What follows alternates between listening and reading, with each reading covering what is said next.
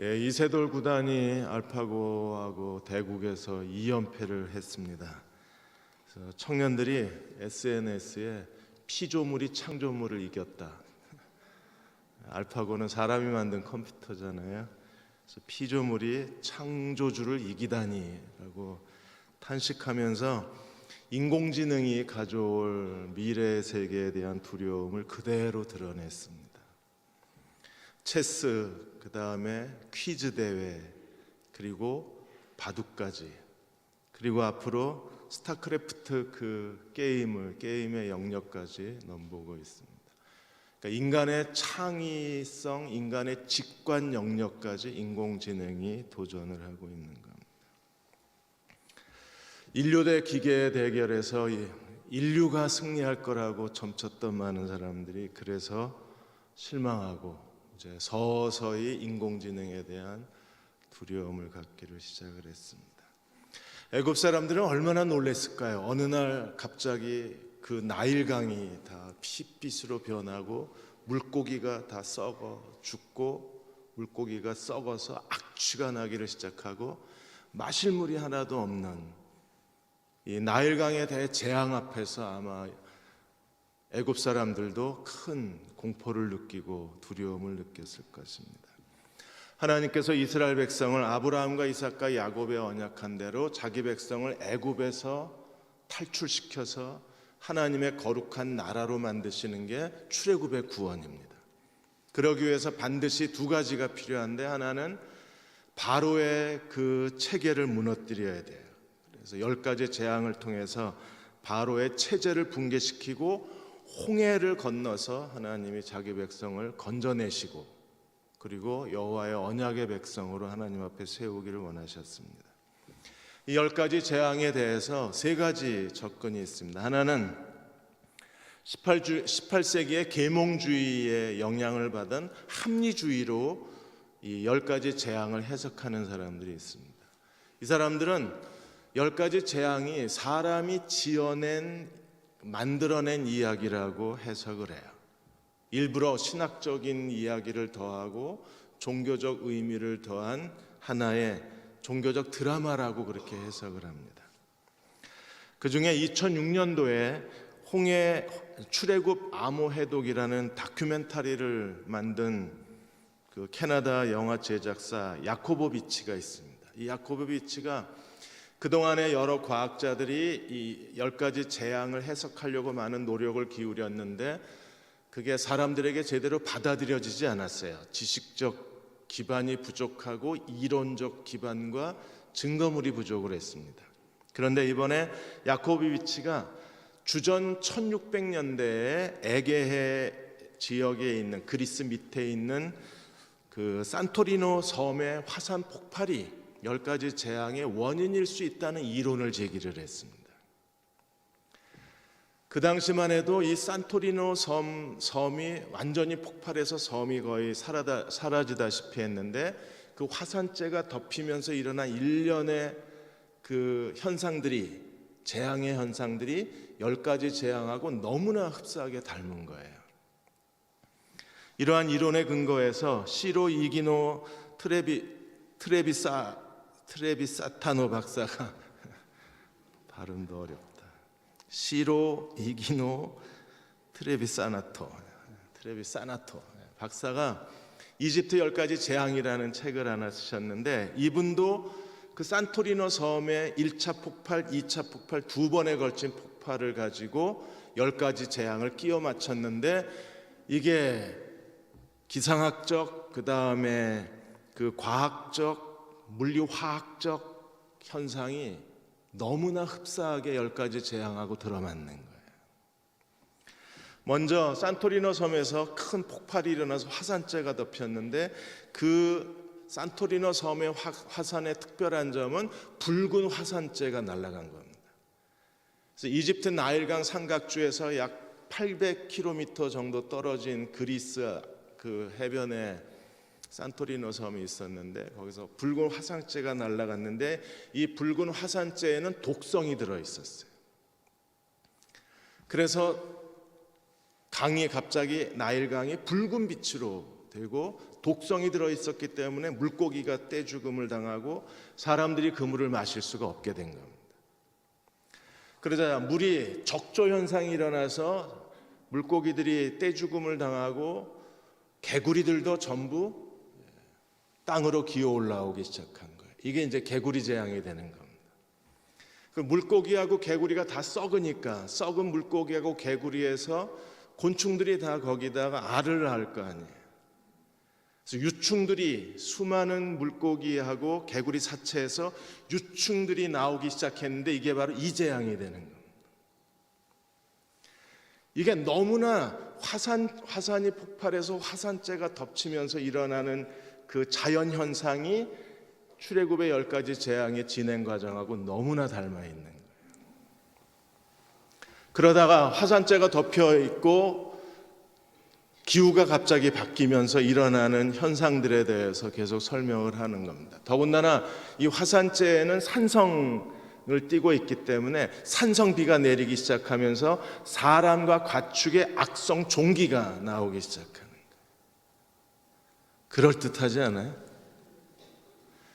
그러다가 2차 폭발이 일어나고 화산재가 두껍게 공중에 퍼지면서 암흑의 재앙이 일어나요. 그게 2차 폭발입니다. 이렇게 암흑의 재앙에 빠지자 애굽 사람들이 특단의 조치를 취합니다. 그들이 짐승의 첫 새끼하고 장자를 자기들 신에게 제물로 드립니다. 이게 10번째 재앙입니다. 이게 계몽주의의 영향을 받아 합리주의, 과학에 근거해서 10가지 재앙을 해석하려고 하는 과학자들의 그런 노력이 BC 1600년 전에 산토리노 섬의 화산을 가지고 10가지 재앙을 해석을 하는 거예요. 신학적 해석도 있습니다. 10가지 재앙이 전부 애굽의 신들을 대상으로 해서 하나님이 재앙을 일으키셨다고 해석을 합니다. 그래서 실제로 그런 고대 문헌적 자료의 근거에 의해서 이도 애굽의 신이고 파리도 애굽의 신이고 가축도 애굽의 신이고 이래서 하나님의 신들의 전쟁이 10가지 재앙이었다고 해석을 합니다. 그런데 일부 신들은 이게 문헌적 자료에 정확하게 애굽의 신이었다는 증거가 없어요. 하나는 합리주의이고 또 하나는 애굽의 10개의 신하고 여호와의 전쟁이라는 그런 신학적 해석이 두 번째고, 저는 왜 아론의 지팡이가 먼저 나오나, 그리고 세 번째 재앙까지는 어떻게 애굽의 마술사, 애굽의 제사장들이 흉내를 냈을까, 여기에 아주 오랜 고민이 있었습니다. 이런 애굽의 제사장들이 흉내를 내고 아론의 지팡이가 먼저 이적을 행한 거에 대한 성경의 출애굽의 내용을 신학적 내용에 대입을 시켜도 이게 제대로 해석이 되지 않고 합리주의 이론에 대입을 해도 이게 해석이 안 되는 거예요. 그래서 지난 수요일 날 말씀드린 것처럼 아론의 지팡이, 아론과 그리고 애굽의 마술사들의 대결은 하나님과 우상의 대결로 본 겁니다. 그러니까 애굽의 우상을 세 가지로 본 거예요. 그 탄닌, 악어의 신이 있고, 그 다음에 나일강 신이 있고, 개구리 신. 이거는 모든 권위 있는 주석의 이 세 가지는 애굽의 신이라고 나와요. 그 뒤에 파리 이런 거에 대해서는 애굽의 신이라는 고대 문헌적 자료가 별로 없습니다. 그러면 아론과 애굽의 마술사들의 대결은 애굽의 신들, 공식적 신들하고 대결인 거예요. 우상과 하나님의 대결입니다. 그래서 아론이 대제사장이 되잖아요, 나중에. 그래서 아론, 하나님의 제사장 아론과 그 다음에 바로 애굽의 제사장들과의 이 제사장 대결이 바로 첫 번째, 두 번째, 세 번째 재앙이 되는 겁니다. 이런 관점에서 보면 이게 정확하게 해석이 돼요. 그 다음에 네 번째, 다섯 번째, 여섯 번째에서는 하나님이 아론 없이, 모세의 지팡이 없이 하나님이 직접 재앙을 쏟습니다. 그런데 네 번째, 다섯 번째에서 독특한 하나의 구별이 뭐냐면 하나님이 자기 백성을 구별을 하세요. 그래서 여기서부터 고센 땅이 구별을 하나님이 구별해 놓으셨습니다. 8장 23절에 보시면 이렇게 말씀을 하셨어요. 22절 23절에 보시면 그날에 나는 내 백성이 거주하는 고센 땅을 구별하리니. 하나님이 뭘 구별하셨어요? 내 백성이 거주하는 고센 땅을 구별하리니 그곳에는 파리가 없게 하리라. 그 다음에 23절에 보시면 내가 내 백성과 내 백성 사이를 구별하리라 그랬어요. 그러니까 하나님의 백성과 바로의 백성을 구별해 놓으시겠다. 이게 네 번째, 다섯 번째, 여섯 번째. 물론 구별은 계속 가요. 마지막 6월절 재앙까지 하나님이 구별해 놓으시고 홍해 바다를 건넜을 때에도 하나님이 구별하셔서 이스라엘은 홍해를 건너갔지만 애굽의 바로 군대는 홍해를 못 건너갑니다. 왜요? 하나님이 구별해 놓으셨기 때문에.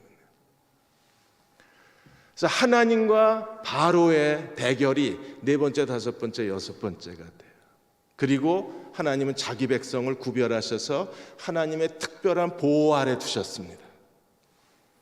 그리고 나머지 세 가지 재앙이 이제 모세의 지팡이를 통해서 하나님이 대결을 펼치셔서 모세와 바로의 대결 구도로 가는 거예요.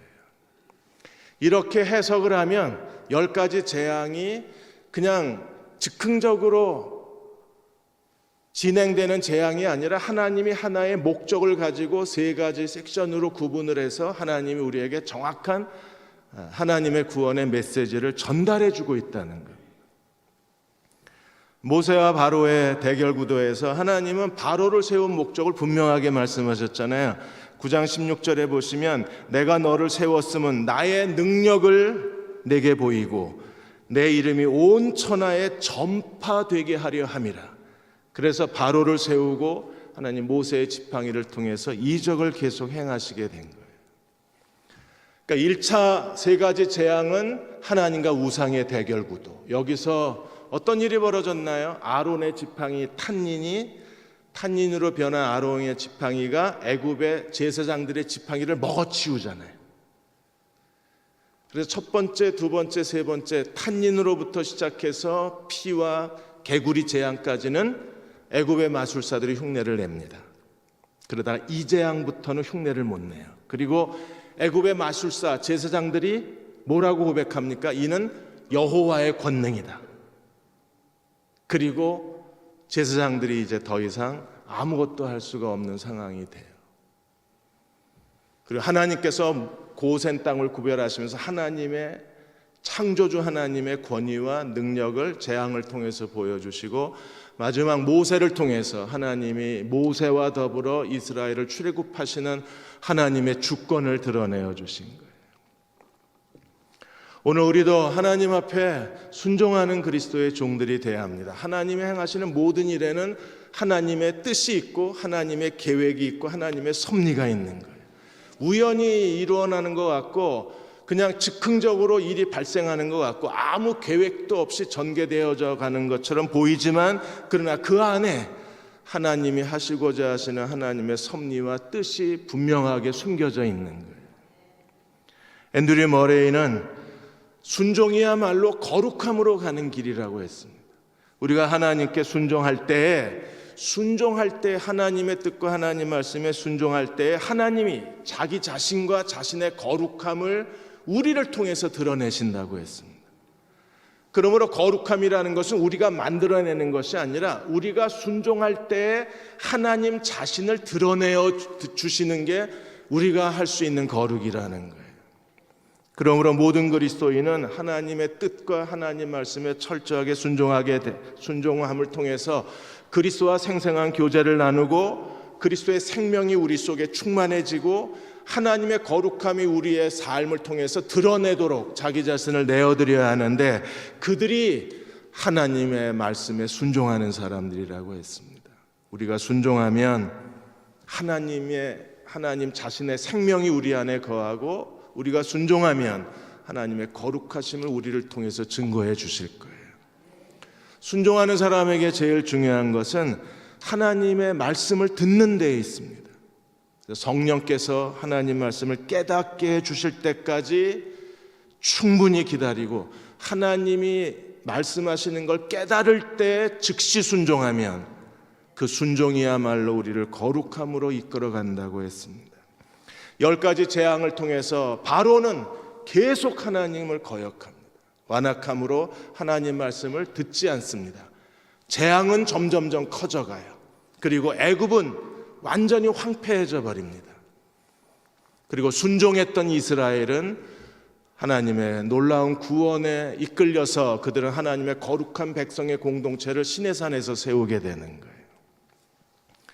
우리가 오늘 8장의 내용을 살펴보고자 합니다. 첫째로 하나님의 명령이 계속 반복이 됩니다. 하나님은 똑같은 명령을 바로에게 반복을 하셨어요. 8장 1절에 보시면 바로에게 가서 그에게 이르되 여호와의 말씀에 내 백성을 보내라 그들이 나를 섬길 것이라. 20절에도 뭐라고 말씀하셨습니까? 내 백성을 보내라 그들이 나를 섬길 것이라. 출애굽의 하나님의 목적은 뭐예요? 하나님을 섬기는 겁니다. 섬긴다는 히브리어의 단어 아바드는 하나님을 예배한다는 거예요. 하나님이 우리를 죄와 사망과 마귀의 권세에서 우리를 건져내신 구원의 목적은 우리로 하여금 이 시대에서 하나님을 섬기는 자로 세우시는 게 하나님의 구원의 목적입니다. 이스라엘 백성에게 하나님께서 바로에게 명령하시기를 내 백성을 보내라. 보내야 되는 목적이 뭔가요? 하나님을 그들이 섬기리라.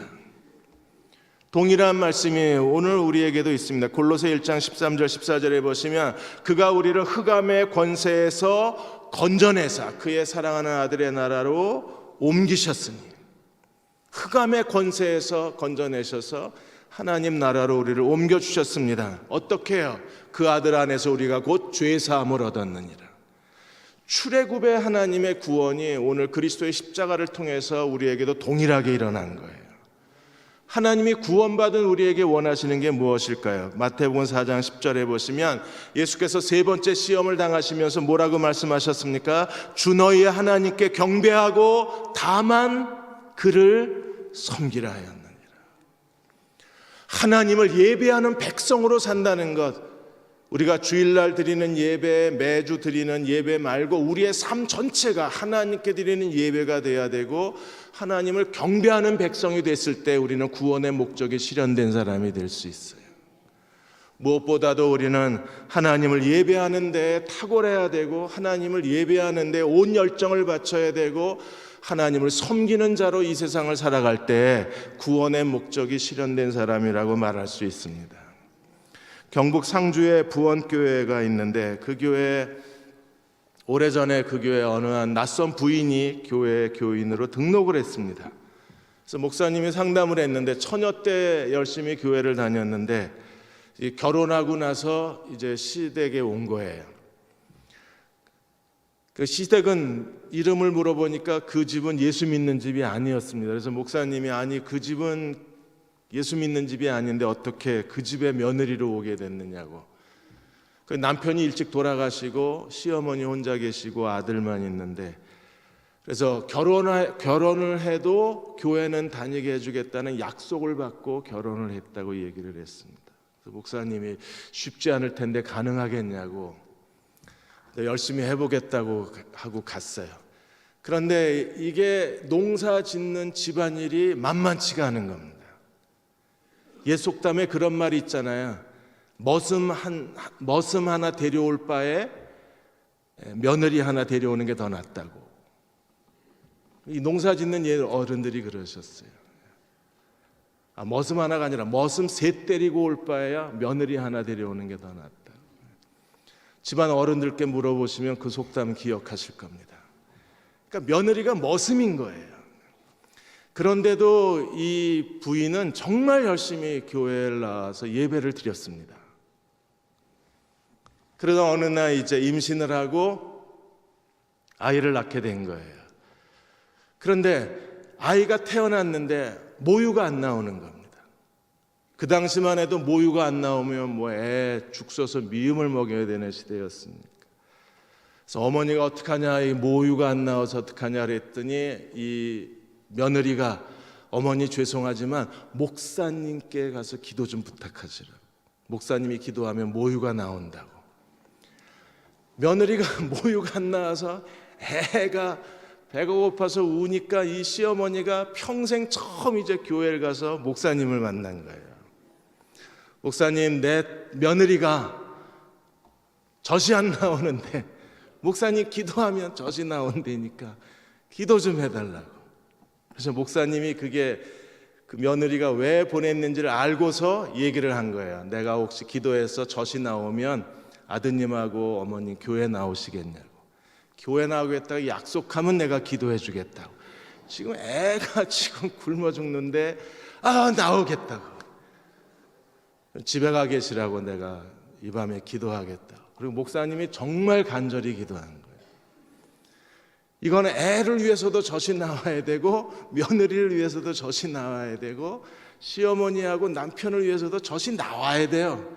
이게 몇 사람이 구원받는 일입니다. 밤을 새서 목사님이 기도하고 새벽 기도 때에도 교인들한테 기도하라고 시키고. 근데 아침에 이 시어머니가 뛰어왔어요.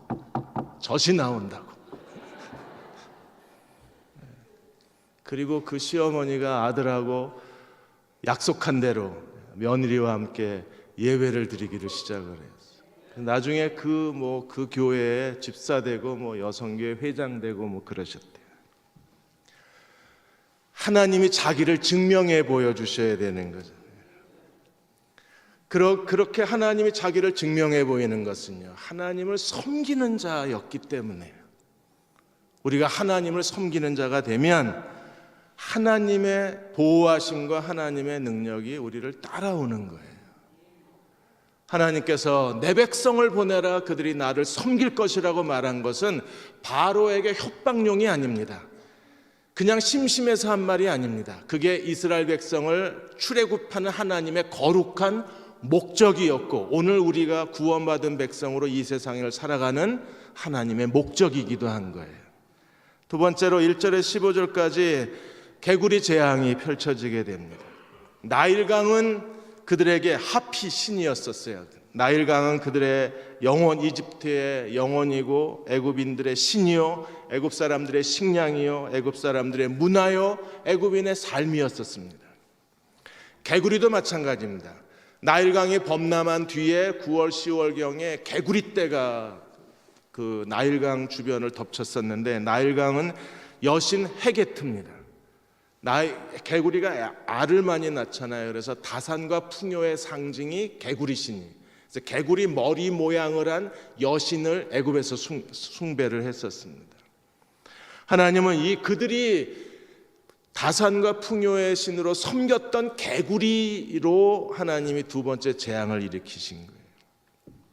하나님은 이 개구리가 어디까지 출몰할 건지도 자세하게 그 리스트까지 다 말씀을 하셨습니다. 3절과 4절에 보시면 나일강에서 무수히 생기고 올라와서 내 궁과 침실과 침대 위와 내 신하의 집과 내 백성과 화덕과 떡반죽 그릇과 그 다음에 사람에게서 다 기어 올라갈 거라고.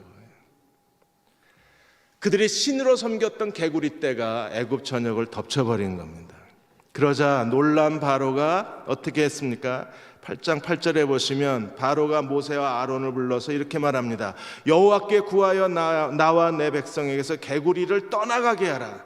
내가 이 백성을 보내리니 너희가 여호와께 제사를 드려라. 처음으로 그 바로에게서 너희가 가라. 그리고 제사를 드려라. 그렇게 처음 허락이 나옵니다. 물론 거짓말입니다.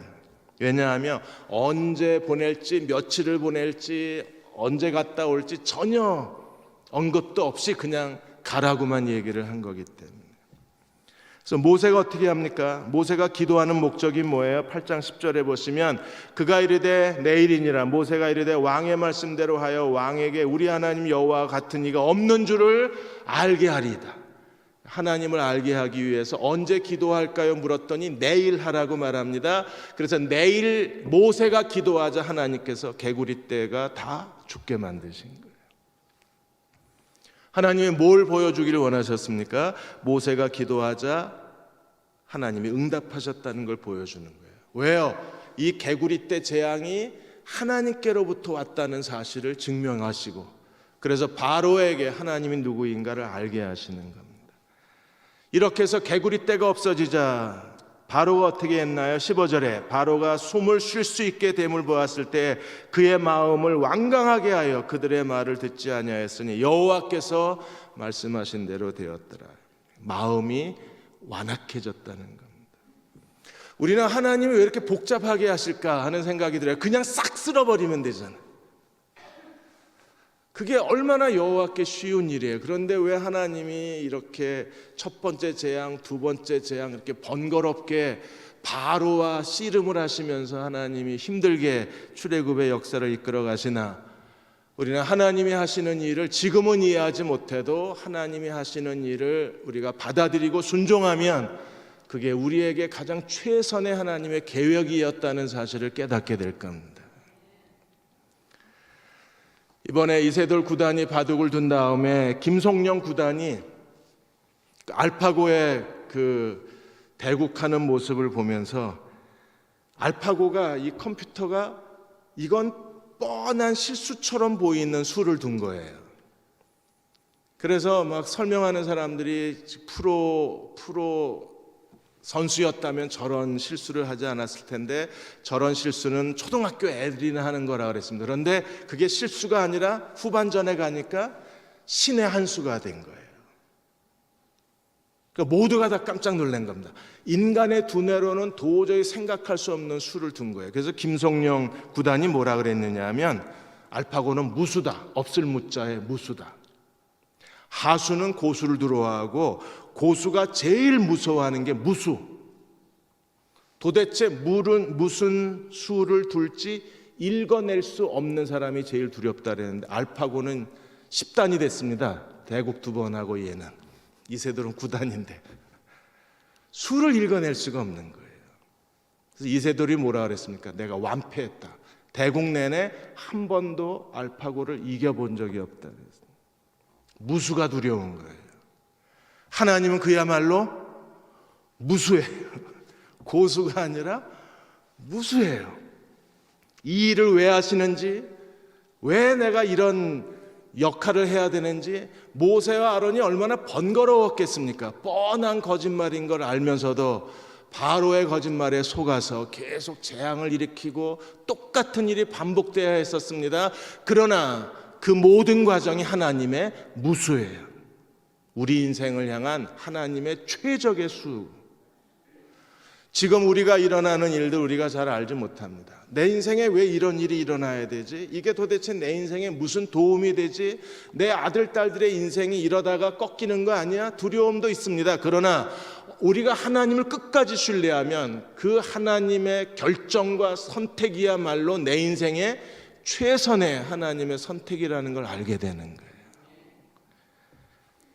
이제 두 번째로 16절에 19절까지 세 번째 재앙이 일어납니다. 이 세 번째 재앙은 이라고 되어 있습니다. 하나님이 아론의 지팡이를 가지고 땅에 티끌을 치라 그랬더니 애굽의 모든 티끌이 전부 이가 됐다 그랬어요. 근데 이라고 번역된 히브리어가 키남입니다. 키남이라는 건 유충 구더기를 의미하기도 하고 그 다음에 기생충 의미하기도 하고 찐득이를 의미하기도 합니다. 그런데 이 키남이 모기, 깍따귀, 아주 작은 모기떼가 떼를 지어서 다니는 전남 해남의 섬에 가면 깍따귀라는 게 있어요. 이게 모기장도 뚫고 들어와요. 물면 어마어마하게 아픕니다. 근데 아마 이집트 깍따귀로 추정을 해요. 여기서 키남이라는 단어가. 여러분, 인류에게 가장 무서운 곤충이 모기입니다. 지금도 우리가 지금 남미 쪽에서 일어나고 있는 이집트 순모기로 인한 그 지카 바이러스가 지난 2월 15일 날 WHO 세계보건기구가 발표한 게 33개 나라에 이미 퍼졌어요. 브라질은 가장 많은 그 지카 바이러스 감염자가 있는데 이게 지금 올해 올림픽이 열리잖아요.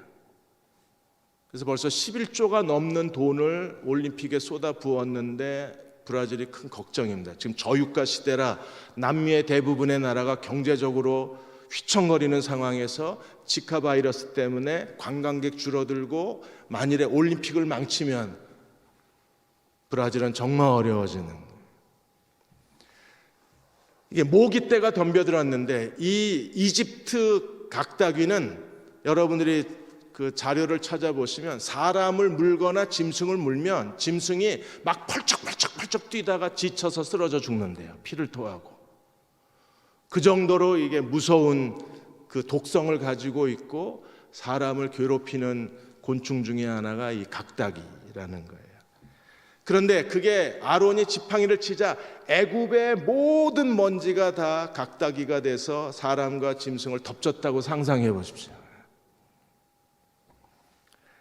남의 일이니까 뭐. 그런데 이 재앙을 애굽의 마술사는 흉내를 못 내요. 그래서 18절에 요술사들도 자기의 요술로 그같이 하려고 했는데 못해요. 그러자 처음으로 요술사들이 뭘 인정합니까? 바로에게 말하되 이는 하나님의 권능입니다. 여기서 이제 애굽의 제사장들의 역할이 끝나요. 이건 하나님의 권능입니다. 그들 완전히 패배합니다. 아론의 지팡이가 애굽의 요술사들의 지팡이를 다 먹어버린 거예요. 이런 일에도 불구하고 바로는 어땠나요? 마음이 완악하게 되어 그들의 말을 듣지 아니하였으니 여호와의 말씀과 같이 되었더라. 이제 마지막 네 번째 재앙이 20절에 32절까지 펼쳐지게 됩니다. 이제 파리, 가축의 죽음, 그리고 악성 종기, 두 번째 그룹, 하나님이 친히 재앙을 일으키는 두 번째 그룹이 시작이 돼요. 이 파리는 독프라이라고 그래서 개파리라고 그래가지고 이게 한번 사람에게 달라붙으면 떨어지질 않습니다. 이래도 잘 안 떨어져요. 사람을 아주 지겹게 만드는 파리가 이 독프라이, 개파리입니다.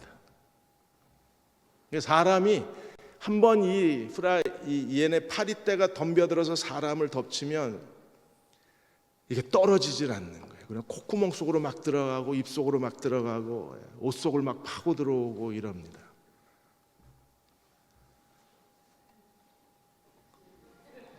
관심이 없으세요. 전 상상만 해도 막 끔찍한 거예요. 야, 이런 일을 겪고도 바로가 정말 대단한 사람의 완악함이라는 게 참 무섭구나. 이런 일이 일어나는 걸 두 눈을 뜨고 보면서도 여전히 마음이 완악하다 그랬으니까 사람의 그 마음이 한번 완악해지면 이게 얼마나 어려운 일인가 하는 생각이 들었어요. 하나님은 여전히 바로에게 뭐라고 말씀하셨습니까? 20절에 내 백성을 보내라 그들이 나를 섬길 것이라. 그리고 이때부터 하나님이 어떻게 하셨어요? 고센 땅은 구별해 놓으신 거예요. 그래서 23절에 내 백성 하나님이 편을 딱 갈라 놓으셨어요. 내가 내 백성은 보호하리라. 그래서 나일강 삼각주에 있는 고센 땅은 하나님이 거룩하게 구별하셔서 그 지역에는요 한 마리의 파리도 생기지 않게 하나님이 하셨습니다. 24절에 이 파리떼로 인해서 얼마나 잔인했으면 여호와께서 그와 같이 하시니 무수한 파리가 애굽의 궁과 그의 신하의 집과 애굽 온 땅에 이르리니 파리로 말미암아 황폐해졌습니다. 이게 한번 달라붙으면 다 뜯어먹는 거기 때문에 황폐해졌다는 것은요 완전히 폐허로 변해버린 거예요. 그 정도의 재앙이 임했습니다. 그러자 바로가 굽히는 것처럼 보입니다. 25절에 모세와 아론을 불러 이르되 너희는 가서 이 땅에서 제사를 드려라. 그래서 모세가 우리가 이 땅에서 제사를 드리면 애굽 사람들이 가증히 여기는 바가 되기 때문에 우리는 여호와의 명령대로 27절에 사흘쯤 광야에 가서 하나님 말씀대로 우리가 제사를 드리겠습니다. 그러자 바로가 한풀 꺾이죠. 28절에 바로가 이르되 내가 너희를 보내리니 너희가 너희 하나님 여호와께 광야에서 제사를 드릴 것이나 너무 멀리는 가지 마라.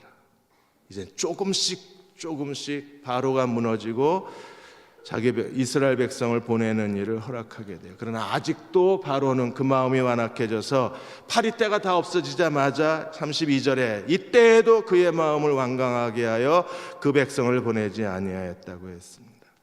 사랑하는 여러분, 우리가 하나님을 온전히 예배하지 못하면 예배가 망가지고 예배가 약해지고 예배가 무능해지면 오는 현상이 뭐냐면 마음이 완악해져요. 예배의 기쁨이 넘치고 우리가 하나님을 전심으로 예배해서 예배를 통해서 부어주시는 하나님의 충만을 경험하면 마음이 부드러워져요. 근데 예배가 형식적이 되고 예배가 습관이 되고 예배의 기쁨이 없고 예배의 감동이 없고 하나님을 내 전심을 다해서 하나님을 예배하지 못하면 순식간에 마음이 어두워지고 마음이 완악해져요. 이게 바로 현상이 되는 거예요. 이게 마음이 완악해지면 하나님이 하시는 일을 두 눈으로 보면서도 굉장히 반응이 더뎌요. 즉각적으로 순종하지 못하고 하나님의 뜻을 민첩하게 파악도 하지 못하고 하나님이 내게 뭘 원하시는지도 제대로 감각적으로 찾아내지를 못해요. 그래서 우리가 하나님을 온전히 예배하는 일이 얼마나 중요한지 몰라요. 로마서 12장 1절 2절에 내가 하나님의 모든 자비하심으로 너희를 권하노니 너희 몸을 하나님이 기뻐하시는 거룩한 산 제물로 드려라. 이는 너희가 드릴 영적 예배니라. 영적 예배를 드리기 위해서 어떻게 해야 합니까? 너희는 이 세대를 본받지 말고 오직 마음을 새롭게 함으로 변화를 받아 하나님의 선하시고 기뻐하시고 온전하신 뜻이 무엇인지를 분별하라. 하나님의 뜻을 알고 순종해야 영적 예배가 되는 거예요. 영적 예배를 드리지 못하면 삶 전체가 하나님께 드리는 예배가 되지 못하면 어느 사이에 우리 마음이 조금씩 굳어지고 완악해져서 하나님의 뜻을 알면서도 의도적으로 피하게 되면 이게 바로 현상에 빠지게 되는 거예요.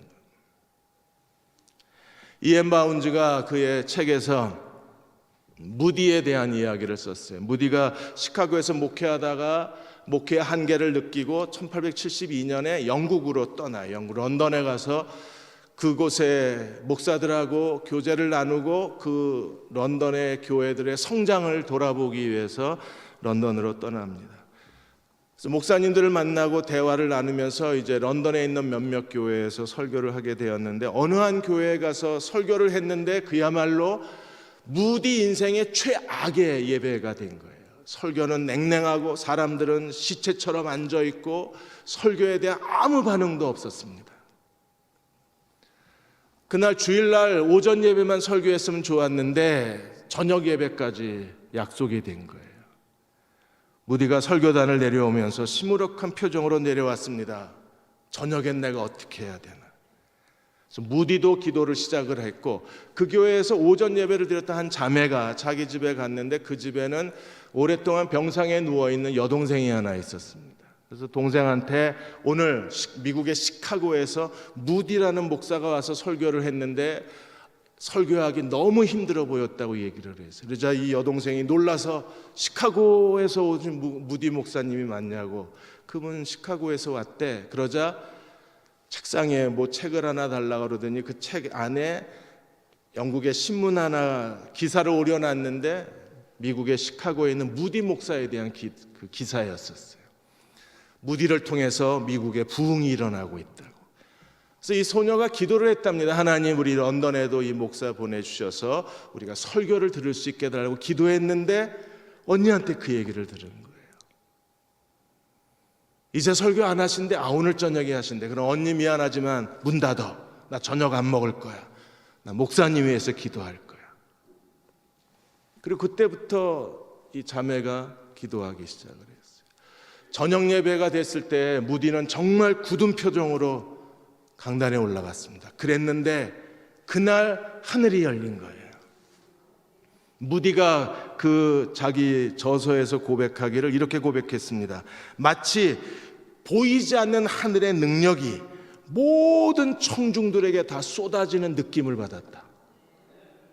자기가 지금까지 설교하면서 이런 거룩한 감동은 처음이다. 하늘이 열리고 하늘의 능력이 다 쏟아지는. 그날 그 자리에 참석한 사람들이 구원 초청을 했을 때 거의 많은 사람들이 다 일어나서 그리스도 앞에 무릎을 꿇고 회개하고 눈물을 흘리며 구원의 기쁨을 누렸습니다. 여러분, 이 병상에 누워있는 이 자매는요, 평생 교회 가서 예배를 못 드렸습니다. 그러나 그녀는 침대에서 누구보다도 가장 아름다운 예배를 드린 사람이에요. 그녀의 중보기도를 통해서 하나님께서 역사하고 계셨고 그녀는 하나님의 뜻이 무엇인가를 알고 그 일을 위해서 무릎을 꿇음으로 하나님 나라를 확장시켰기 때문에 같이 함께 성도들하고 주일날 모여서 예배를 드릴 수는 없었지만 무디는 말하기를 그녀야말로 최고의 예배자였다, 내 인생의 최고의 중보기도자였다고 고백을 하는 겁니다. 오늘 밤 하나님이 여러분의 기도를 산 제사로 받아주시고 여러분의 기도가 하나님 앞에 드리는 영적 예배가 되게 하여 주시고 우리의 기도를 통해서 하늘이 열리고 하나님의 놀라운 능력이 우리에게 임하시는 밤이 되시기를 주의 이름으로 축원합니다. 기도하겠습니다. 아버지 하나님, 바로처럼 마음이 강팍해지지 않기를 구합니다. 어느 사이에 우리 마음이 완강해졌습니다. 굳어져 있습니다. 완악해져 갑니다. 하나님, 그런 우리 자신이 너무나 싫습니다. 하나님 앞에 열정을 잃지 않기를 원하고 거룩한 불꽃이 내 안에 타오르길 원하고 순종의 자리에서 주를 섬기고 싶습니다. 40에 하나 감한 태장을 3번씩 맞고도 여전히 복음을 들고 외쳤던 바울처럼 강도의 위험과 여행의 위험과 굶주림의 위험에도 불구하고 넘어지지 않고 지치지 않고 주저앉지 않고 맡겨진 사명을 감당했던 바울처럼 끝까지 하나님께 충성된 사람이 되고 싶습니다. 하늘을 열어 주옵소서. 종들의 기도를 들어 주옵소서. 그리고 응답하시는 이 밤이 되게 하여 주옵소서. 예수님의 이름으로 간절히 기도하옵나이다. 아멘.